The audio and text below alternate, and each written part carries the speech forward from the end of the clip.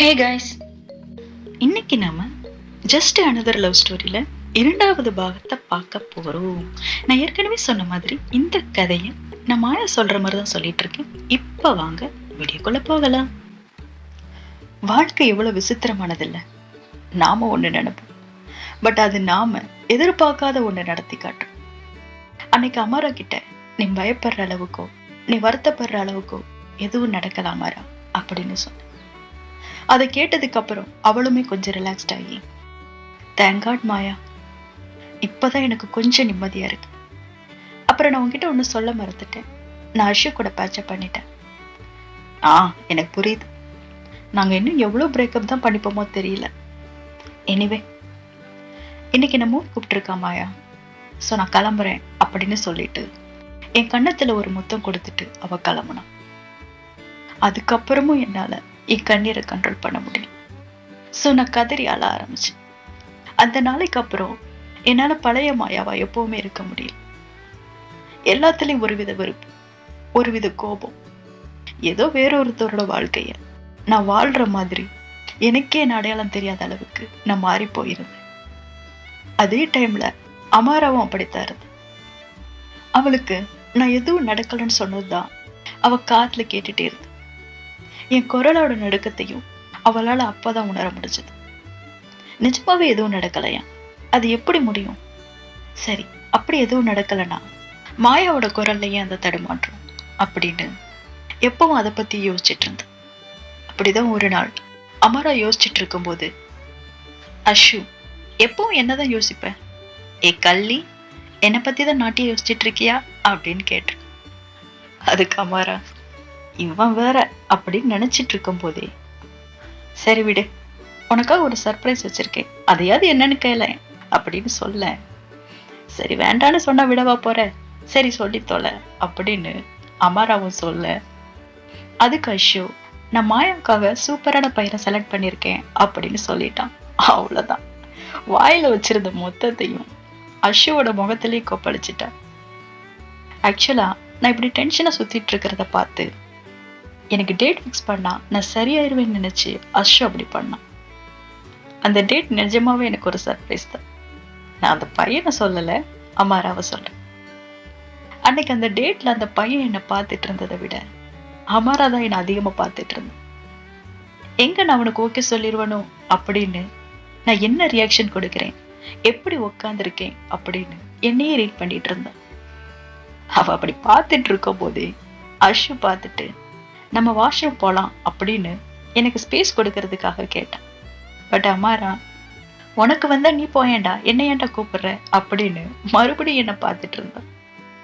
அப்புறம் இந்த மக்க மண்டச்சிக்கு ஒண்ணும் புரியாதுன்னு நினைச்சிட்டு அஷுவே வந்து அமரா வாங்கறது கூட்டிட்டு போனான். அன்னைக்கு அமாரா மட்டும் இல்ல, அந்த டேட்டுக்கு வந்த பையனுமே வித்தியாசமா தான் இருந்தான். எனக்கு அந்த டேட்ல சுத்தமா விருப்பம் இல்லை. அஷுக்காக தான் வந்தவன் நான் என்ன சொன்னாலும் எனக்கு பிடிக்கும்னு சொல்லிட்டு இருந்தான். நான் படிச்சிட்டு இருக்கேன் அப்படின்னு சொன்னேன்.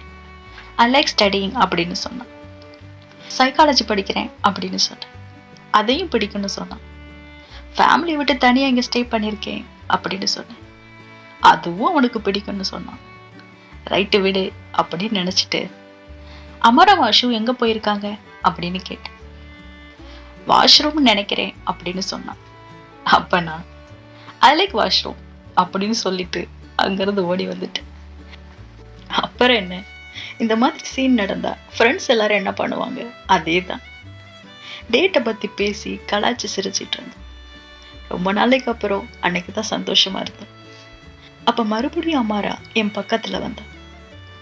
என் முடிய கோதி விட்டுட்டு, நீ ரொம்ப அழகா இருக்க அப்படின்னு சொன்ன. நானும் சிரிச்சுக்கிட்டே, 10 கோட்டிங் போட்டிருக்கேன்ல, அதான் பக்காவா இருக்கேன் அப்படின்னு சொல்லி அவ கண் ஓரமா சிரிச்சதுனால வந்த கண்ணீரை தொடச்சி விட்டு. அந்த நிமிஷம் எங்க 2 பேருக்கு இடையிலையும் ஒரு அமைதி ஏற்பட்டுச்சு. ஒருத்தர் ஒருத்தர் பார்த்துட்டு இருந்தோம். அப்புறம் அமாரா சுயநினைவுக்கு வந்த மாதிரி டக்குன்னு எழுந்து, லேட் ஆயிருச்சு அப்படின்னு சொன்ன. அப்ப நானும் என் தொண்டையை சரி பண்ணிக்கிட்டு, ஆமா அப்படின்னு சொன்னேன். அப்ப அமாரா மறுபடியும் பதட்டமா இருந்து அப்புறம் சொன்னான், உனக்கு தெரியுமா மாயா, எப்பவும் நான் இதை பத்தி தான் யோசிச்சுட்டு இருக்கேன். நிஜமாவே அன்னைக்கு எதுவும் நடக்கலையா அப்படின்னு கேட்டேன். பட் அந்த முறை சந்தோஷமா கேட்டேன். ஒருவேளை ஏதாவது நடந்திருந்தா நல்லா இருக்குமோ அப்படிங்கிற மாதிரியான மனநிலையில இருந்தேன். பட் எனக்கு அதை பத்தி மறுபடியும் பேசி வருத்தப்பட விரும்பல.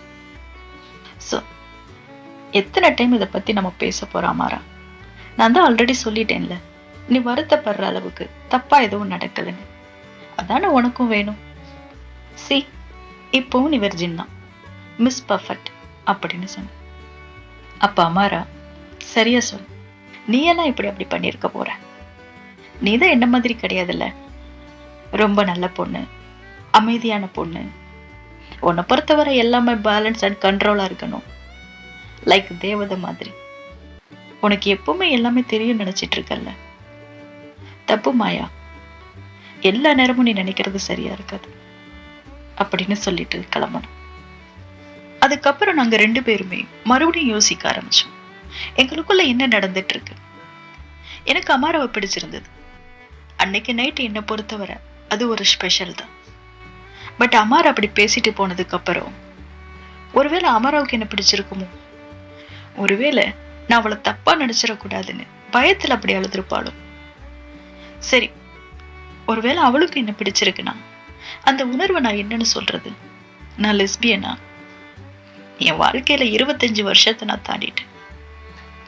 இவ்வளவு நாள் நான் யாருன்னு நினைச்சிட்டு இருந்தனோ அது நான் இல்லையா? ஒருவேளை சின்ன வயசுல இருந்தே நான் கேயா தான் இருந்திருக்கிறேனா? பட் அந்த மாதிரி எனக்கு க்ளூ கொடுக்கிற மாதிரி எனக்கு எந்த ஞாபகமும் இல்லையே. அப்புறம் இது வரைக்கும் எனக்கு பாய் ஃப்ரெண்ட் இருந்ததே இல்லை. ஒருவேளை நான் கேங்கிறதா அதுக்கு காரணமா? எதுவா இருந்தா என்ன, லவ் இஸ் லவ், ரைட்? காதல் எப்ப யார் மேல வரும் அப்படின்னு சொல்ல முடியாதுல்ல, அது தானா நடக்கும். ஒருவேளை எனக்கும் அந்த காதல் வந்திருக்குமோ? ஓ காட், எனக்கு இதை பத்தி சொல்ல யாராவது இருந்தா நல்லா இருக்கும். மாயா, நீ யாரை காதலிக்கன்னு நினைக்கிறியோ அவங்கள காதலிக்கலாம், நீ யாரா இருக்க விரும்புறியோ அவங்களா இருக்கலாம், எல்லாம் சரிதான் அப்படின்னு யாராவது சொன்னா நல்லா இருக்கும்ல அப்படின்னு புலம்பிட்டு இருந்தேன்.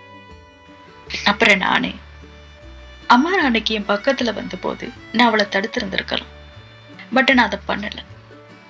சரி, ஓகே, அந்த டைம் எனக்கு அது பிடிச்சிருக்கும் அப்படின்னு அதை நினைச்சு விட்டா, அடுத்த நாள் காலையிலையும் அமாராவை பார்க்கும்போது நான் ஏன் அவ்வளவு எக்ஸைட் ஆனேன்? அமாரா கிட்ட பேசுறதுக்காக நான் ஏன் துடிச்சிட்டு இருந்தேன்?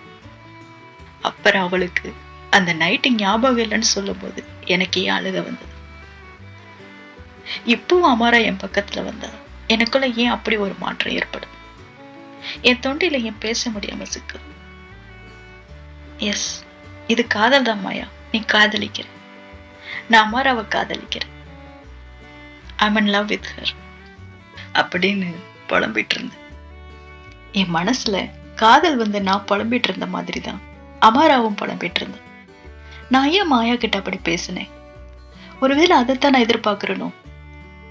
என்ன பேசுறேன்னா, எனக்கு பாய் ஃப்ரெண்ட் இருக்கு. என் வாழ்க்கையில நிறைய பசங்களை நான் டேட் பண்ணிருக்கேன். ஐயோயோ, இந்த பொண்ணை பத்தி யோசிக்காம இருக்க முடியலையே.